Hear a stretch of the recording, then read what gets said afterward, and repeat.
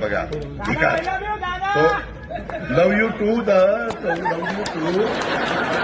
त्याच्यामध्ये मी आज तुम्हाला सांगतो की कामाचा माणूस आहे पुन्हा पुन्हा अरे आगे बढ़ो तुम मेरे पीछे आओ और मेरी घड़ी दबाओ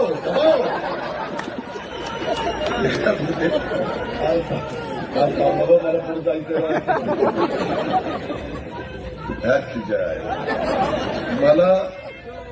मला तर वाटतं ही सुपारी घेऊन आता माझ्या